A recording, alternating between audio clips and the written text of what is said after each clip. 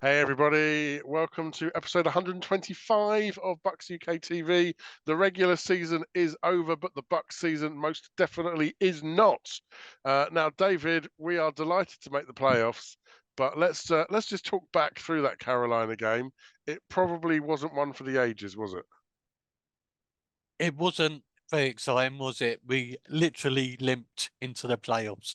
Baker hobbling around. But does it matter? Does it matter? One NFC South, top of the three, in the playoffs. No Saints, no Falcons, no Panthers. Who cares? I know, and the Panthers. I mean, you can't. We love our division rivals dearly, but it's great. It's so great that they've secured the top draft pick, only to have traded it away. So Phil, I mean, as Dave mentioned, back to back to back division champions. How big a deal is it to have won the division 3 years in a row?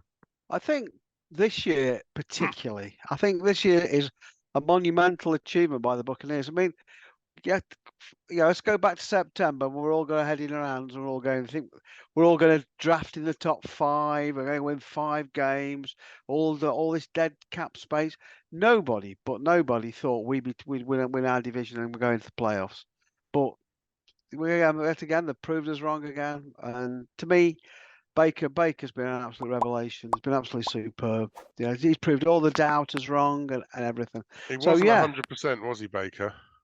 no, he certainly wasn't. He got banged up last week, and and in all fairness, it shows what a warrior he was. It's particularly that one where he'd hurt his ankle, and he did that run, and when he got onto the sideline, I think he was struggling to walk. So he was banged up, and so was Rashad White. He was pretty banged up as well. So, as you said, we limped into the playoffs literally. But the clock resets. It's all to play for. We'll come on to talk about the Eagles shortly, David. But I mean, just in terms of any more recollections from the game, in terms of some of the performances weren't all bad. I think we still need to hold a very large spotlight over Antoine Winfield Jr., for Yeah. example. Oh, I mean, just incredible, wasn't he? I mean, you look, there were no touchdowns in that game, but that was the equivalent of a touchdown. That save, it destroyed any momentum they were likely to get. And we all know, how on earth was that guy not in the Pro Bowl? It's a disgrace. NFL really needs to look at themselves. Who on earth does the voting for these things? I've just no idea. They should be ashamed of themselves. Leading guy in the backfield in the whole league. Absolutely incredible play. And we've just got to get the cash out and make sure he's here next year. And I think the other good performance I want to draw the attention to is both of our kickers, Chase McLaughlin, Jake Kamada. I just think there is no better kicking duo in the NFL right now, I'm going to say. I think I was really pleased with Kamada particularly. He had a bit of an off week last week, didn't he? I thought, dear, this is not looking very good. But yeah, superb, both of them, absolutely superb yesterday. It really was, really was a superb performance. Incredible.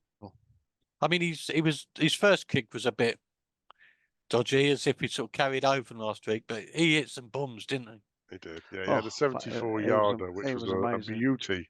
And something else I noticed just about the Buccaneers, lack of penalties. There wasn't a lot of penalties yesterday, was there? Oh, let me have a look at my stats. What are the penalties? You're right, only 3. Yeah, well, that's pretty good for us. Yeah, less than 1 a quarter. Yeah. So yeah, I would like a lot of disciplined football, and I just thought, it's.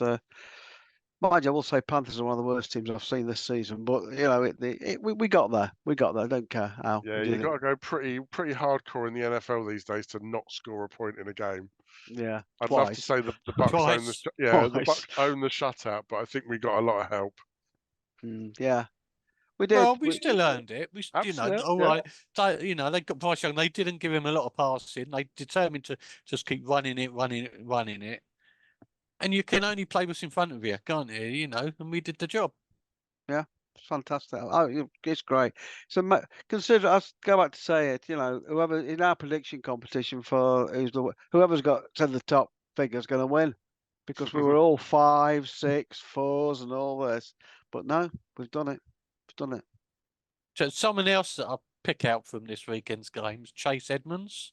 Yeah, he had a really good game, didn't Actually, he? he had a 7 few yards to Burrow. decent little runs and that, and he looked more lively than I thought than Rashard Wright. I think Rashard Wright on the edges and sort of taking receptions looks a man, but I thought Chase Edmonds looked a lot more penetrative in the running game. He seemed a bit more flashy with his speed as well, I felt like. Turner speed, yeah, I was going to say that. Yeah. They did really well, but you know, I think they just got to accept. Look, stop this running up the gut. It just doesn't work. You know, oh dear, I could have screamed yesterday when you know, you think here it comes, bang, 1 yard. You know, oh dear, oh Those dear. not So in the know, we had frustrating. a Bucs UK bingo on our forum thread for the end of school disco. Our last regular season game of the year is always a slightly more humorous take on the game, and we had Bucs UK bingo, and the first 4 on the Bucs UK bingo were run up the gut on first down, run up the gut on second down, run up the gut on third down, run up the gut on 3rd and 1. So I think we got a full house on that one. Or second and long. Yeah. Yeah, I just also felt that's like what bit of criticism.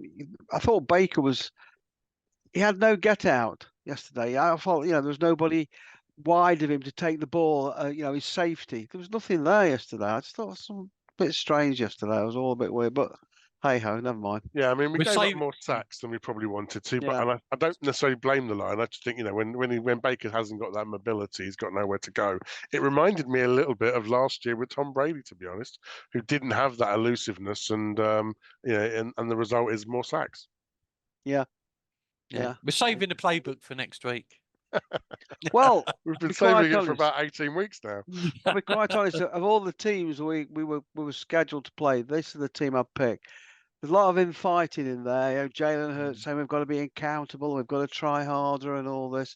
So they're not a happy team in Philadelphia, are they at all? You know. Yeah. So if you haven't told already, this is one episode this week, guys. We're going to go straight into the Eagles. Yeah, it feels like it's you know, we talked about the Bucs having a tale of two cities sort of season, but the Eagles have timed it completely wrong, haven't they? I mean, was it 1 win in 6? I mean, they rate up and then have just had a nightmare since, and they seem to be imploding. So, yeah, 11 if there's any time we could pick to play them, now's the time. They lost last night to the Giants of all people. So you know it's bad when. Or who had the second string quarterback full of cortisone and the third string one with a broken ankle. So yeah, and not only did he lose, the Giants put a lot of points on them as well. You know, so yeah, it's all going wrong in Philadelphia. So yeah, we could be taking them at the right time. We could be taking them at the right time. We do love playing the Eagles in playoff football. Oh yeah. Yeah, but of course, luckily it's a home game, isn't it? So I'm sure the Bucs will be delighted. The Bucs faithful in Tampa will be able to turn out and see some playoff football. It's just unfortunate the timing, isn't it, David? Well, it is us UK fans, isn't it? Monday night prime time. It's going to be what, 1 o'clock in the morning. 1 o'clock in the morning, Tuesday morning. Tuesday morning, yeah. So with you know, not enough notice to get the 4. day booked off work if you're ready for anything like me. Oh, I've done mine. Yeah, beauty of working for yourself. Yeah, it's a horrible timing, but I mean, it was always going to work out that way, wasn't it? Yeah. Because it works best to schedule the week after. So. But I guess you can say, so it's an extra day for Baker's ribs and legs and thighs and ankles and any other parts of his body to heal up. It's a bit longer for, the bruises in Rashard White to get a bit better. Phil, if you are the coaching team, what are your priorities in training this week? I've just said it earlier, just to give Baker, because Baker is banged up. He isn't going to be 100%. We all know that for next week. Give him a safety first. Put somebody out wide or a few more screenplays. So make it a bit easier for him, not having to run or do the long throws. Just make it a bit easier for him. And don't, do the 3 and 4 yards and things like that, because he's going to need to be protected. Because the Eagles will know this and they will come after him. Yeah, White and Edmonds both had some game time like that. I thought the handoff to Chris Godwin was quite a good idea as well to try and take some of the heat out of it. Yeah, I thought some of our trick plays they look good, but don't seem to work. I'm sure one's going to work sooner or later, but it's only a matter of time. But at least we are trying something different. That's the main thing, Okay, so pressure release for Baker. David, what about you? What are your focuses? I mean, the less Baker has to move and do stuff, the better, isn't it? So, just keep moving it, dare I say, the run game, but stop putting it up the gut. I want to see a bit more from Chase Edmonds. I want to see So the outside various runs, off double back tackle. sets, bit of everything really to give options out there. I do think that when we do play these, you could almost call them a basic jet stream is a trick play for the Bucs at the minute. Yeah, So, yeah. but they're just too easy to read at the minute, and that's the trouble. Is we need to be able to put some things out on the field that we don't normally do.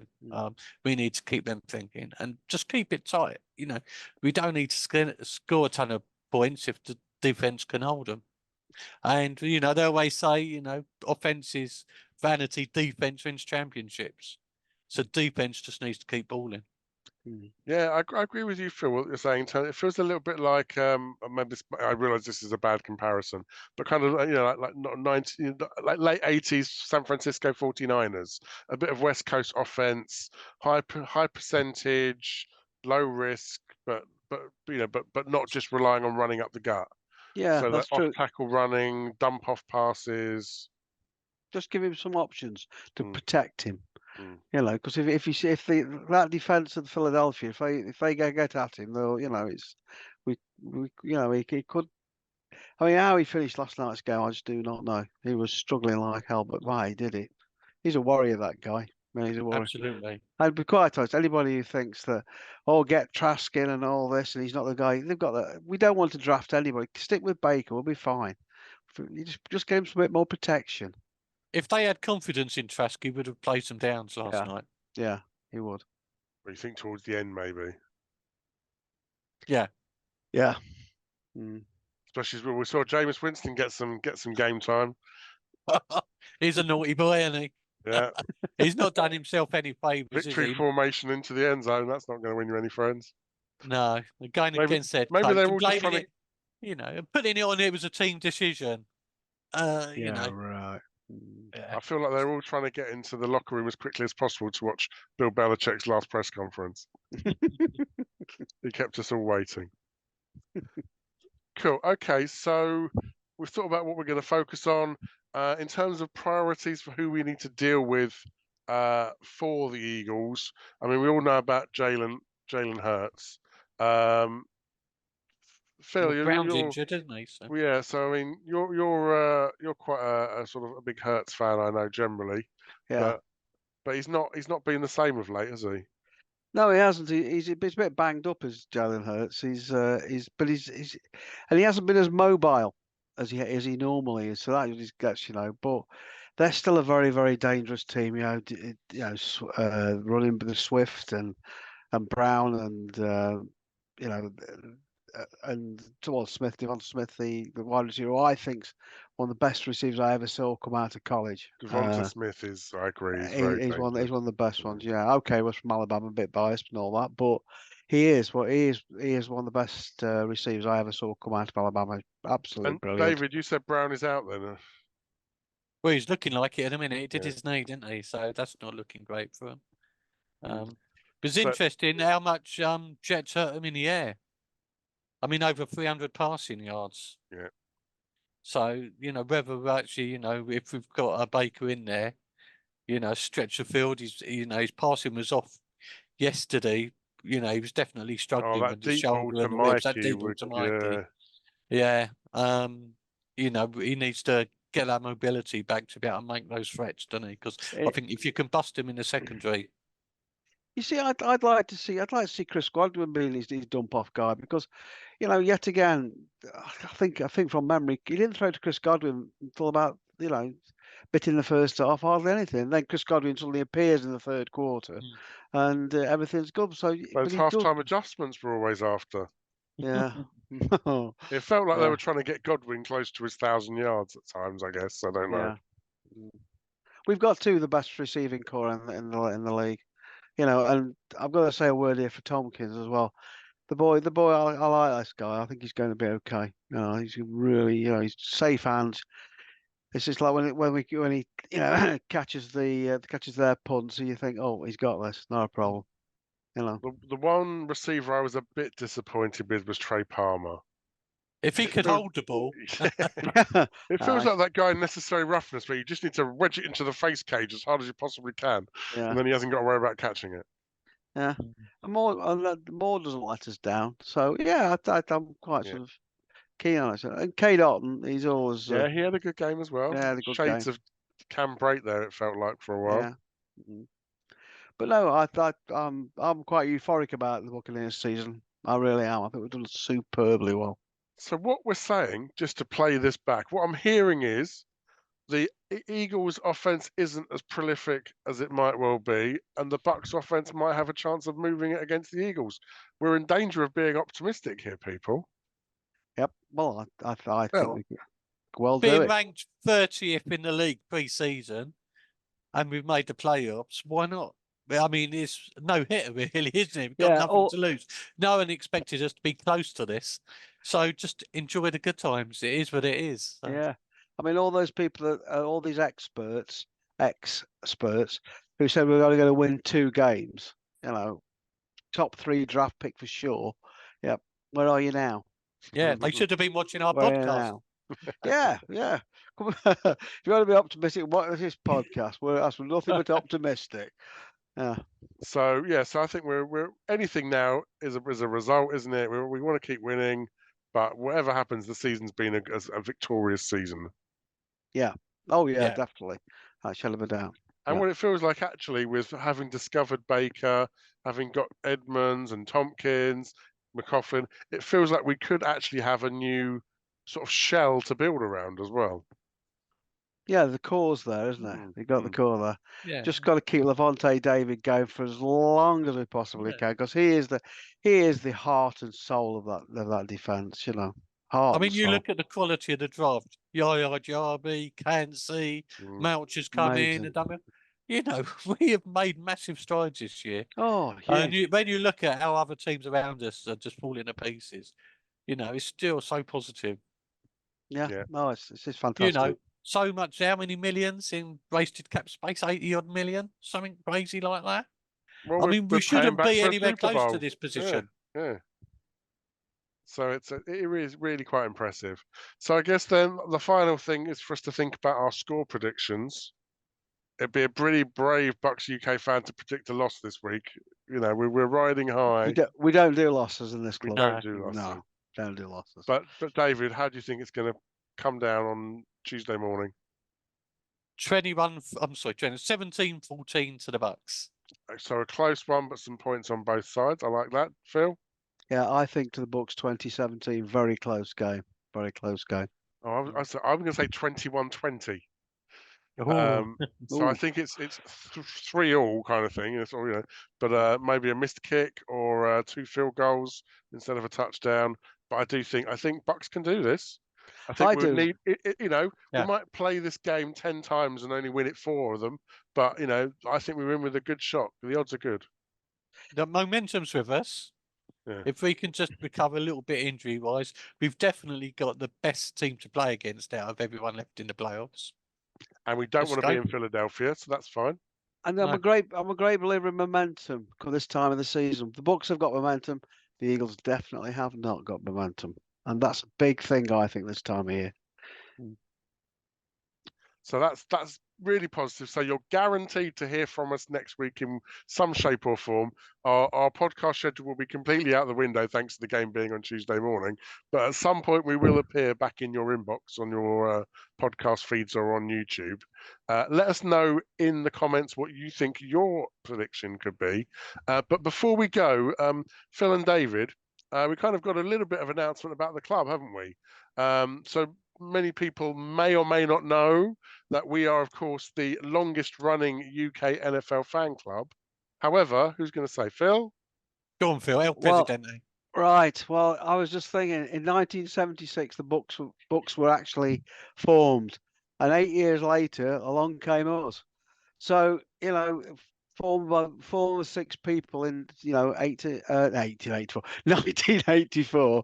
and I don't think those 6 people will have actually grown to what we've grown to today. So yeah, 2024 is our 40th anniversary. And for any members who are watching this, we've got a lot of stuff planned. So keep looking at the forum, keep looking at Dave's emails, and just keep looking at the post as well. Nice. That's no spoilers there, but definitely some good things being trailed. So, as they say, life begins at 40. We want to see what that means, and if you want to see what that means, you need to be a member. Make sure you head to bucsuk.org. Click on join if you're in the UK. If you're not in the UK, you're more than welcome to join our forum, join in with the chat, get involved. We're very friendly, very welcoming, and as ever, guys, to close out for the regular season, go Bucs! Go Bucs! Go Bucs! See you all next week.